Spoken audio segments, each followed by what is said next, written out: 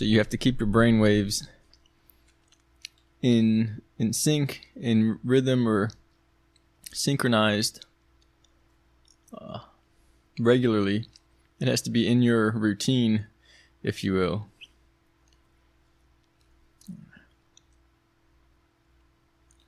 To the point where you do it enough to pretty much wake yourself or keep yourself on rhythm, just because you naturally have the desire to stay in the rhythm or keep the rhythm, and that pretty much automatically, it's like an automatic function of your consciousness.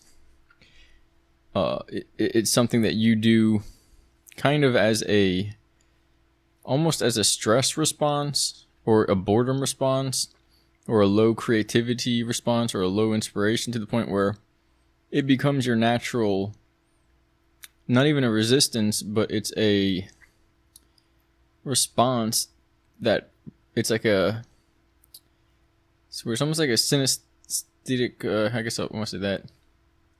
It's like a sense that takes care of the processing of the darkness for you, in a way. But that's really just creativity. You know, what we are looking at is creativity and the amount of inspiration one can give to themselves. And that kind of internal loopiness, which is almost what it is. I guess it's not loopiness. The kind of internal self-resonance of our own ability to process feeling, which is, or to know feeling, or to know the self through feeling, which is going to be, it's going to result basically in your ability to change the way you perceive yourself moving through time.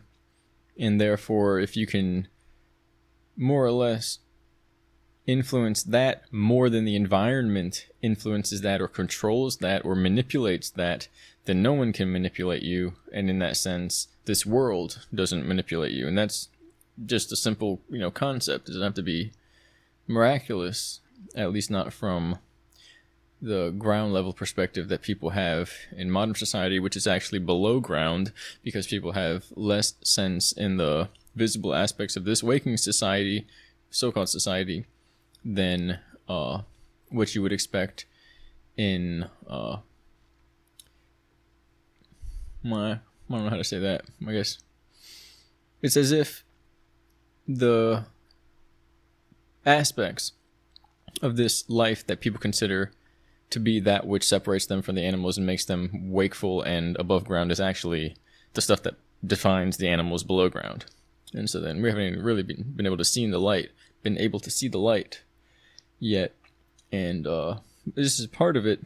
So the real world is pretty much, and this is, my kind of viewpoint on how to understand what we don't really see properly in the world, in terms of just the perceptual illusions and the social and cultural biases that are inherent and to a point natural, in a way, to the learning process of the self. Not like we shouldn't be biased to the point where we don't know how the world is, like we can't decide on how the world is, to the point where then we can't live in the same world because of that. That a level of bias and learning is insanity, because it derives from not lack of learning, but direct, obscene, explicit deception. And so then it doesn't result in learning. Beyond that, it results in either the creation or the destruction of that process. Meaning that if we learn from oppression and deception, then we always have to learn that way. But if we learn by rejecting it, and it learns from us in that sense, it kind of turns around. But the point is, that's already what it is anyway, because you can never say, oh, well, because a bunch of people were deceived, and therefore now deception is true. No, it doesn't work that way. In reality, where there was only the deceivers and themselves, but you can't push it to the limit, and then if it doesn't work, change the game and continue to do that, because that runs out, and then eventually that system that's used to do that is no longer around. So it's all about self-sustaining processes, And the consciousness, the body, the mind is all supposed to be, well, I don't know what it's supposed to be, maybe not supposed to be, but in terms of what you would want intelligence to be able to do is to function in a way that accurately views the world and views its own place in that world to get a larger view of reality. It seems as if our wires are kind of crossed, and the brain is even kind of formatted like that with, you know, certain aspects of your biology. But you know, I've talked about that a little bit before with the hemispheres and the optic chasm and the nerves and all that stuff. And so then the society seemingly, like you can imagine the brain is supposed to be whole in a sense, and I drew something like this last time. I guess these are stupid shapes again, but that's what we're doing here. And okay, actually, well, I guess you could do it anyway. Well, I'm thinking of kind of a circle shape or something for consciousness. But then with the shapes that I was doing before, where it was kind of like a house or honestly a phallic symbol, if you draw it out, which might have, you know, something to do with stuff like that. I mean, all those, the angles and geometry behind symbolism relating to consciousness, not the body though. That's the vulgar. It's the secret that it's not the body, because it's everything invisible that's beyond the body, and then so by pretending it's just some big dense concept, the people that are too dense to get it use it in the wrong ways, but then those people are trying to change the truth by using it in the wrong way to take over to the point, and you get the point. And so maybe that's the point, that it is a mixture of both shapes here. And the degree, you know, there's just curved feminine lines and straight right angle geometry. And again, that's the spirit feminine in the matrix matter grid, if you will. A little lag. And so then I drew this last time, and we're doing this again. Like oh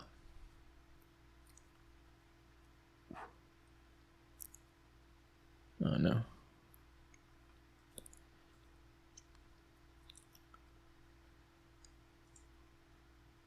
Something kind of like this, in that it was as if, and maybe this is how it's supposed to be. Isn't that interesting? It's as if we're supposed to kind of like gather our intelligence, if you will, mentally and emotionally, left and right, and it moves forwards towards a point, and we have a focal point of what we can see. And maybe in the sense that's the opposite way, in that it comes to a point but doesn't expand beyond that, whereas this way kind of has a wide view that can create a scope, which can then kind of like view, instead of being a laser, but something like a spotlight or an inverted cone, or it shines out. The point is, and then so the other metaphor is that the hemispheres, if this is like left and right hemisphere of the brain, it's as if they can only see outward, in that they were altered, or something was done so that the communication, you know, like ability between them was lessened, and this kind of equates to the ability to see within the self, you know, if you will.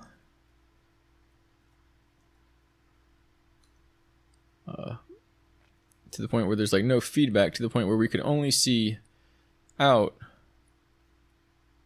Sorry, something's lagging me out. And we couldn't curve that back and kind of dream of our own awareness. The masculine can't curve its own straight line to see itself and kind of break that rigid ego structure, and the feminine, if you will, couldn't look back within itself to, well, I guess maybe the feminine at that point could only see the self, in that the value here is in the self, then the value here is out in the world, and so then you combine the two and you can see what happened. But then with a complete imbalance of over masculinity, you would see what would happen with the circle. The circle would be conformed too heavy to the rigid lines, and it would probably become something like that. And then the world that's like that not that it's got to be 3D or flat, but that it is curvy becomes, kind of rigid like that. And then that process is shattering now, boom, boom, boom. And now there's people there that all look some way similar, but then in some way, each of us has broken aspects that are going back to wholeness, however that's going to work, with your mind going back together. But the point is, it's as if what happens here, it's traumatic to see what we are there, and it's almost as if it's traumatic for the feminine to see what's going on out there. It's kind of weird to put it that way, but that's kind of how it seems to feel. But in the sense, I don't think like removing our brain hemispheres and spinning them around is the way to do it. And there's that other one. If I remember, that was in the other. Well, I don't think it goes like that. Nope, not like that. How does it? Anyway, and it was in the other video, but no more of those. I mean, as many as you want, but so and then there goes that. And what is that?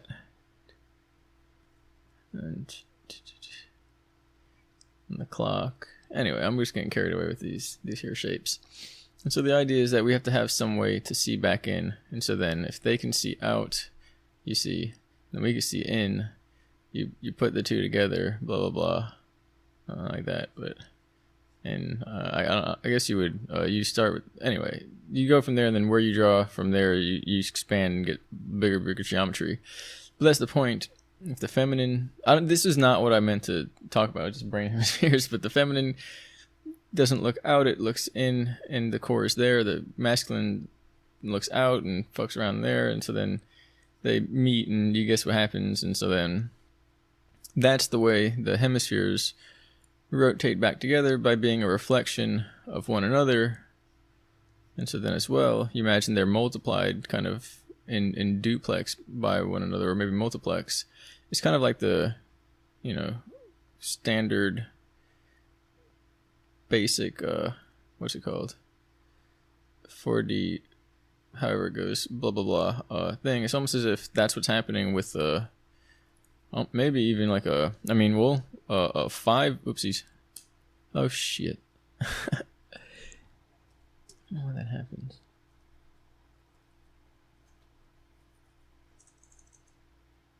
Yeah, quit this out.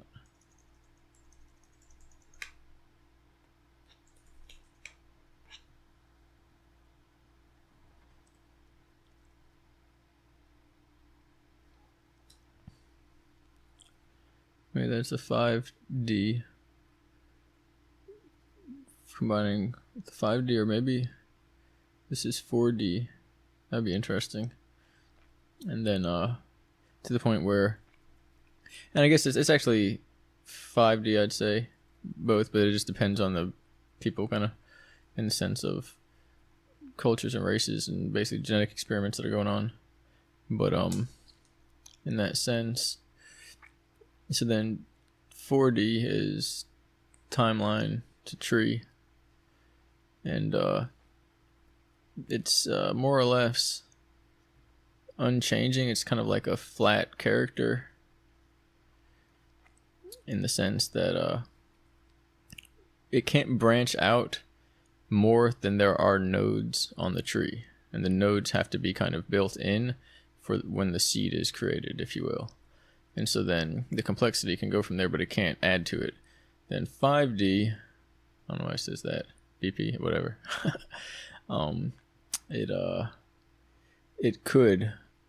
basically 4-dimensional patterns that are, and it's like set in stone. And then 5D is also the other gem that had it this way in time and this way in time. And if your consciousness is basically somebody traveling along here, to somebody aware enough to make the decisions to change these, to all the way up to becoming everything. But the point is, at this point in time for this civilization and society and where we're at, 5D is basically being able to see beyond the mental, emotional boundaries that are created for you in your mind by the bias of your cultural upbringing and all the things you could blame, if you will, your education, in a way, your intelligence. You could call it a bunch of things, But ultimately, this is all about knowledge, self-knowledge, intelligence, the amount of accuracy your consciousness actually has, that it pertains to in reality. To the point where we're either living in reality or we're not. And it's got to the point, we got to use weird ways of describing it. So because bad things happened long ago in time, humanity was supposed to be at this level of intelligence. As a result, they wanted to keep people bouncing around in these silly layers forever.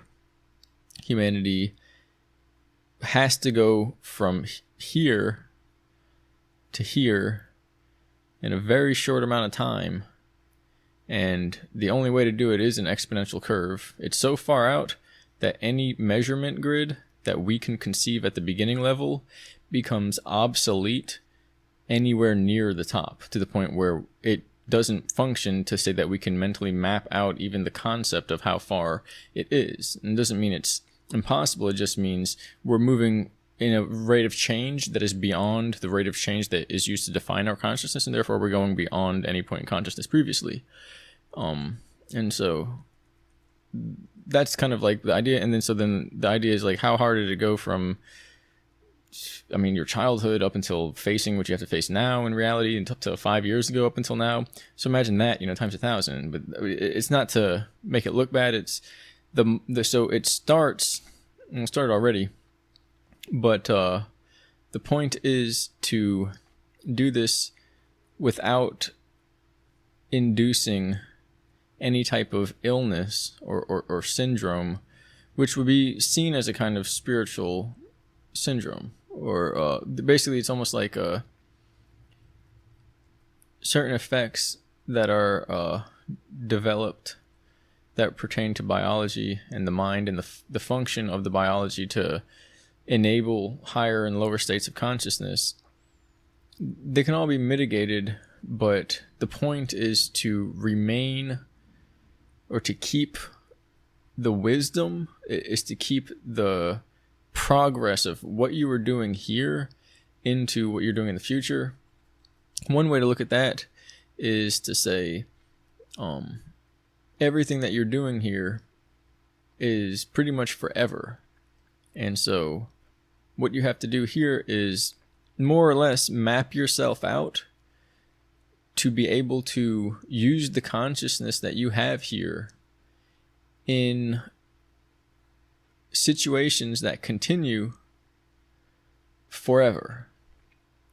Plan if everything you heard was a lie and you have to map yourself out, because whether you go one way, and this is pertaining to east and west, or the other, which may be another way of seeing things, whatever people do here, this kind of artificial consciousness infrastructure that's been on repeat, sealed off in time, okay, we're 1,000,000 miles out from where we would be if we joined wherever our civilization would be, depending on whether we went in one way or another. So as soon as we leave this matrix frozen time zone, it's literally a hyperbolic acceleration time tunnel into whatever locale we're moving into. That's the whole concept. And so the whole point is they froze time. To undo that would literally be like slingshotting us one way or another in the future. or the past, and that's the point. If some people go to the future faster than others, now that creates this kind of negative effect, this vacuum between them that acts as a contrast, kind of it creates contrast. It's a difference, maybe a not differential, and this would create, it would ultimately take a longer time overall, because basically imagine two things kind of pulling, and then you get momentum, and then you get wasted energy on both of them, and they go overall less distance away from another, like two pool balls going together or something, or tied together with a string and going trying to separate. So the idea is to go as more or less one group in the same direction to the point where everybody more or less goes outside of the frozen time grid. Everybody gets to a level of self-awareness exponentially greater than what we're doing more or less right now, managing the beginning phases and stages of that. And in that sense, that's pretty much it. I mean, well, so you could say it's like this. Come on. Let me clear that. Well, let me.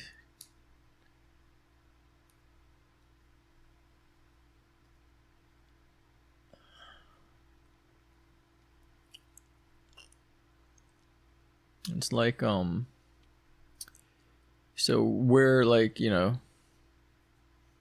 there, ground, nice and groundy. We're there. Okay, that's just, so you have to, so weird. You kind of have to point your vector. However, if it's a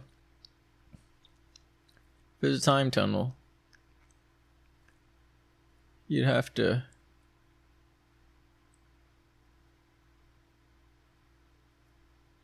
where you're looking, left and right hemispheres would have to literally hit the center to the point where this is literally like 1 billion years difference, or intensity levels of literally way more than that, lives, moments, whatever you want to call it. So if you have a wavering thought that takes you this way, an intent, a distraction, a less than 100% accurate view of yourself and what you want, what your goal is, if there's anything else on the side throwing shit in your way, parasitic, basically interdimensional parasites in your brain, which we call bad dreams or naughty desires or mental illness, like for instance psychopathy and schizophrenia, the effects on memory and so on. If we were energy in the sense, we would look at that like something was eating us. Either way, in the sense of this huge shift, okay, it means every single filament that comes out of our heart connects to a reality. And if they go this way on some ways, well, 1 billion years later, there's going to be a reality like this and like that. And it's completely, there's a gap between them. And if part of your soul's over here and part of your soul's over here, you're going to have a consciousness level way below. That's kind of like what it is. So we're, it all goes to one, and then the consciousness is where it should be. And at that point, more things happen. But that's kind of the point.